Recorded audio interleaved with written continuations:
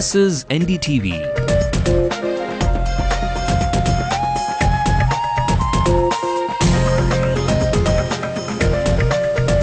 And you're watching Ndtv-Hindu.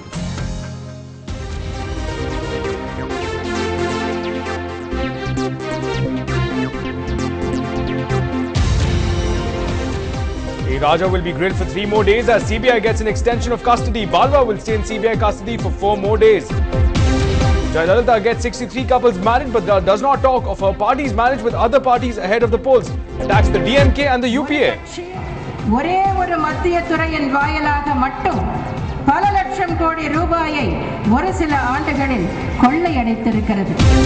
After 7 days, the Chief Minister finally agrees to meet the striking milk protesters. Hike in prices of milk is the foremost demand.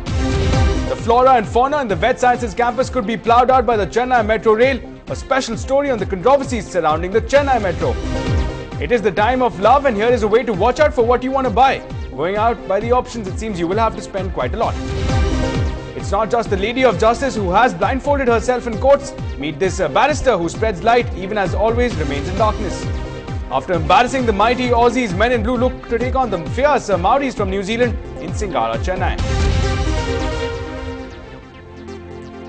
Well, a very good evening and welcome to Headlines Now. A lot is happening again, especially a lot of action coming in from the political spectrum in the state. We'll bring you up to date with all of that in just a bit. But first, let's take a quick look at stories coming in from across the nation. A big relief for the BJP government in Karnataka as the High Court upholds suspension of 5 independent MLAs. End Singer Rahat Fateh Ali Khan's protective custody immediately, Pakistan Foreign Secretary Salman Bashir tells India. A 24-year-old is killed by her parents in Agra all because she was in love with a boy from a different community. Market regulator SEBI probes if the stock market volatility was manipulated. The indices are up by almost 3%. Surprise wins, major upsets and Lady Gaga in an egg. The highlights from this year's Grammy Awards. Well, first up in the top story, Raja now finds himself firmly within the grasp of the CBI. Now the investigating agency has been granted 3 more days of custody for former Telecom Minister A. Raja. The court has also allowed CBI to question Shahid Balwa for 4 more days. And adding insult to injury, the CBI will also be slapping charges of cheating and forgery in the FIR. Now the CBI has told the court that they need more time to pin down Raja on how he favoured certain telecom companies in getting 2G licenses while rejecting other bids that caused a loss of nearly 22,000 crore rupees.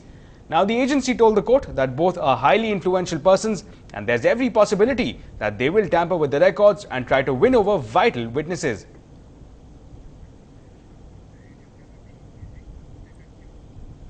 In some news now from the opposition camp, the marriages of Aam Aadmi sanctified by political leaders often turn into a stage for political posturing. Well, it was no different when the Queen Bee presided over the free wedding of 63 couples. Now, this was organized by the AIADMK ahead of Amma's 63rd birthday on February the 24th. And although the knots were tied on Valentine's Day, when Jaya spoke, there was no love in the air. Take a look. Even as the formation of alliances for the upcoming assembly elections is still at negotiation stage, the arch rivals in the state politics convert every single event into a political campaign. Speaking at the free wedding of 63 couples to mark her 63rd birthday, Jayalalitha harped on the 2G spectrum issue and the dynasty politics in the state. 1,80,000 கோடி ரூபாய் ஊழல் என்று படித்து புரிந்து கொள்வதற்கு முன் 2 லட்சம் கோடி ரூபாய்க்கு மற்றொரு ஊழல் வந்து நிற்கிறது. ஒரு கட்சி ஒரே ஒரு மத்திய துறையின் வாயிலாக மட்டும் பல லட்சம் கோடி ரூபாயை ஒரு சில ஆண்டுகளில் கொள்ளையடித்திருக்கிறது.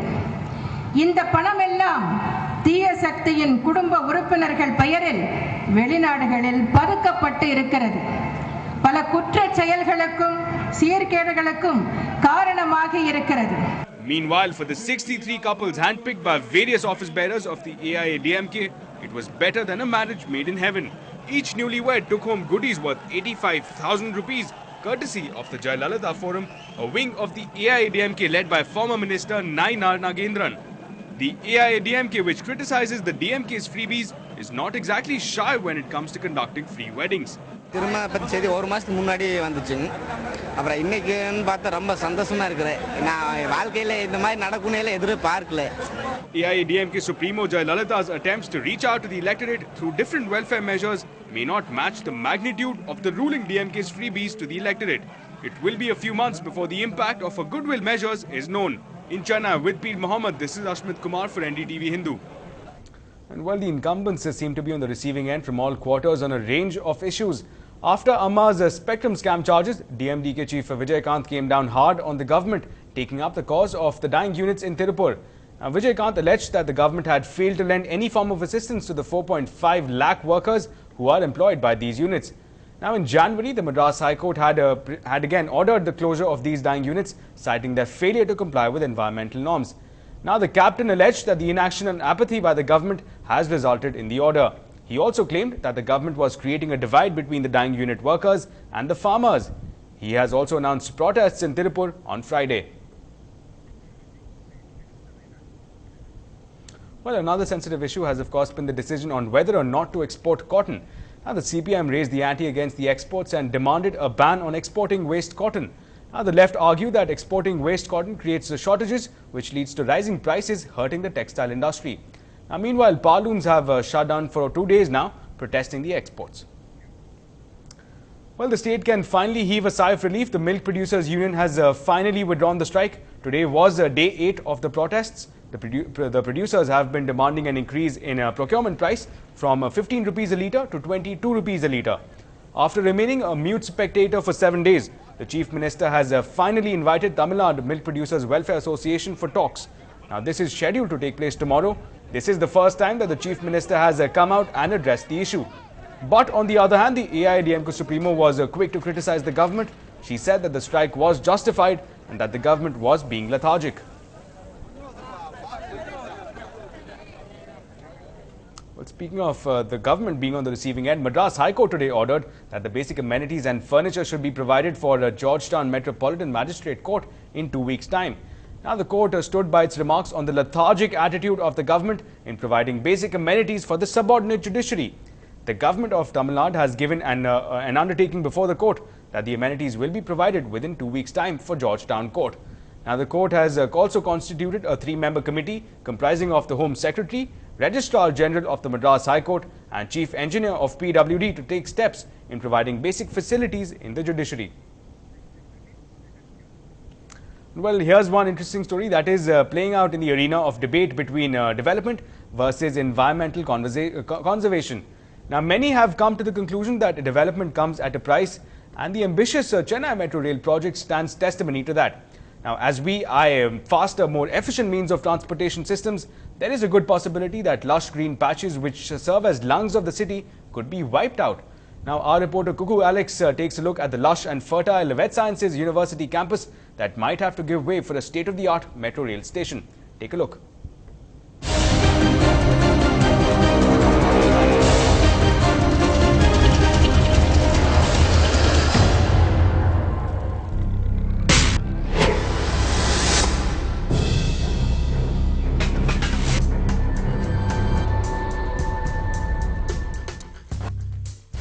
Sprawling 9.92 acre of land in the heart of Nandanam is reeling under a dispute for land privilege, one of development versus nature, a dispute between the Chennai Metro Rail Limited and empathizers of the flora and fauna in the Tamil Nadu Veterinary and Animal Sciences University campus.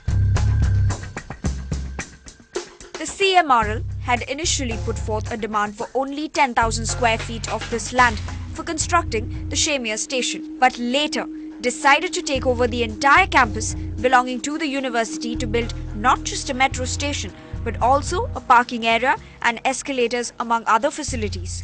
Now, 3 public interest litigations have been filed against the CMRL, which is being heard at the Madras High Court. These headquarters and other facilities can very well be constructed elsewhere. If you look at the Nandanam campus, that's a heritage place about 123 years old. It has about 215 trees with a lot of canopy, and there's a large peepal tree that comes under ficus, which is a keystone species, and that's almost the oldest or largest one in Chennai, I think. And the biodiversity cannot be shifted. In Chennai is the only city in this country where you have a population of free-ranging deer.